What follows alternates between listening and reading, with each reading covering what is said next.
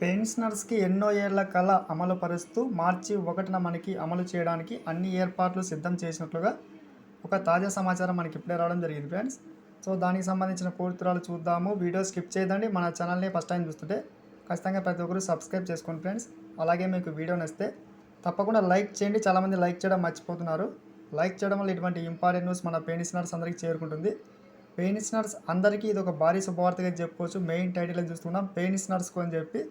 So ముఖ్యంగా రాష్ట్ర వ్యాప్తంగా ఉన్నటువంటి దాదాపుగా 1.44 లక్షల మంది రెగ్యులర్ ఉద్యోగులు పెన్షనర్స్కి కొత్త ఆరోగ్య పథకాన్ని ఏర్పాటు చేస్తున్నట్టుగా అధికారిక ప్రకటన అయితే వచ్చింది. సో ముఖ్యంగా ఇది మనకి కొత్తగా అమలు కానుంది రాష్ట్ర వ్యాప్తంగా. ఇక్కడ చూస్తున్నాం సంవత్సరానికి సుమారు 528 కోట్లు సేకరించవచ్చని చెప్పి అధికారులు చెప్పడమే జరిగింది. ఈ నిధులతో ఉద్యోగులు పెన్షనర్స్కి కొత్త ఆరోగ్య పథకాన్ని ఏర్పాటు చేస్తున్నారు ఫ్రెండ్స్.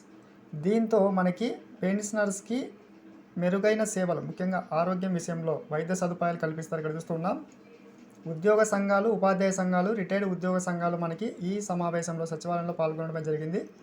మొత్తంగా ఇది ఒక భారీ గుడ్ న్యూస్. మనకి మార్చి నుంచి అమలు కానుంది. అదేవిధంగా ఈపీఎస్ 95 పెన్షనర్స్కి కూడా పెన్షన్ పెంపునకు సంబంధించి పార్లమెంటుకు నివేదించడమే జరిగింది. సో ముఖ్యంగా మంత్రి కూడా మనకి సానుకూలంగా స్పందించడమే జరిగింది ఫ్రెండ్స్, గమనించగలరు. ఇటువంటి పెన్షనర్స్ న్యూస్ కోసం సబ్స్క్రైబ్ చేసుకొని లైక్ చేయండి. Thanks for watching. Next day.